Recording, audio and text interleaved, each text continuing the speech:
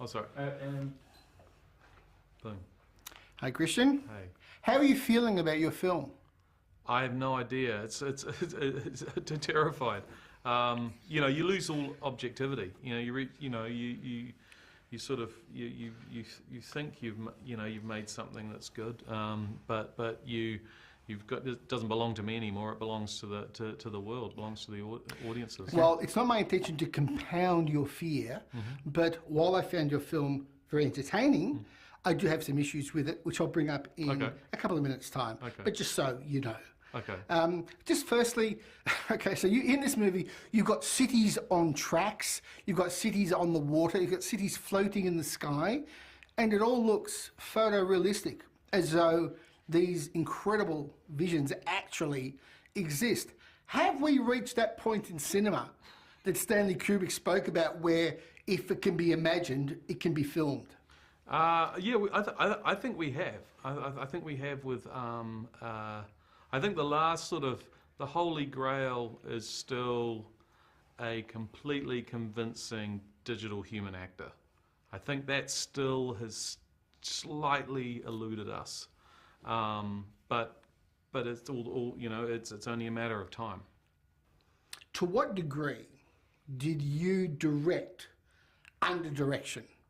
Because I don't need to tell you that while you have a brilliantly respected name as an effects artist, you're not a brand. Peter Jackson is a brand, and he's the one who basically called you over to direct this film. Yep. So did you direct this film under his direction? No, I didn't. I mean, he was actually very generous, and he was never on set when I was shooting, and so. You know, I mean, we'd had a whole lot of pre-production and you know, like working the designs up together, and you know, I'd driven the designs to some certain points, and then you know, Peter and Fran and Philippa were all very much involved in that process, understanding fully that for a first feature film, no one's going to suddenly just write a $100 million check to a first-time director and say, go for a spin, son. And we'll wait for you to come back.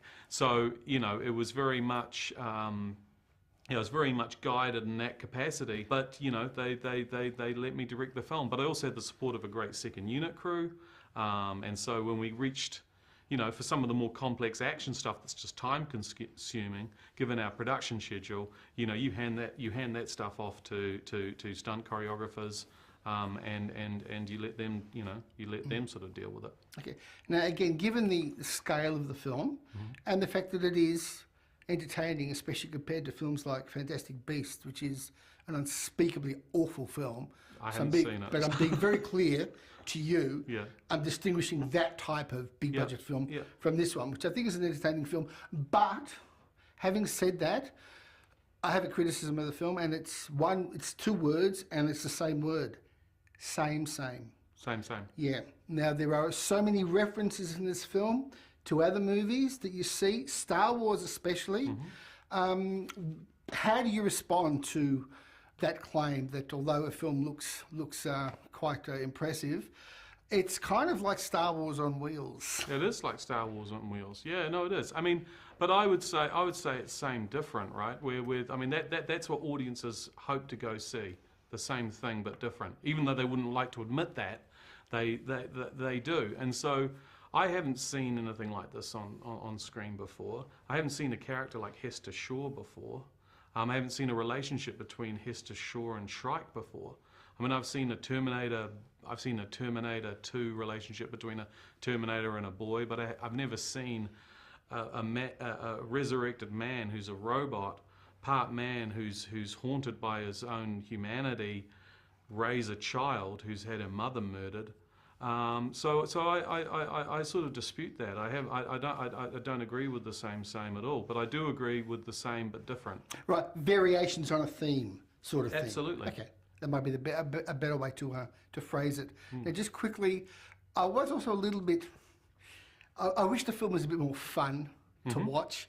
I mean, you've got the Minions mentioned in there, and you've got the 1,000-year-old Twinkie, and I wish the guy would have thrown up or something. But you've got Britain, you've got London roaming around England. couldn't you have had Brussels there Brussels? and gobbling up Brussels or something, or running into Germany maybe? Well, it does though. So Berlin and England? well, yeah, no, but interesting to your point that there are, there are actually larger cities than London. But London's actually, and we actually changed that. So Salzhaken in the book is actually Salthook. So London is actually trundling across Europe, and so it is actually eating a European town, not an English town. So there is a huge cultural kind of thing there. So maybe maybe you need to go see it again. Well, I guess you kind of set up a nice tone with the Minions reference and then the Twinkies thing, and then it kind of does sort of remain pretty serious. It would have been nice to see a bit more levity, I guess. Yeah. I mean, it's a tricky one because it's how much comedy, or levity do you put in there, at the expense of the real stakes, and that's just a balance you have to find, and we didn't want to make a bleak film. Hopefully we've made an entertaining, exciting film, and hopefully it's not a film that people come out depressed at the end.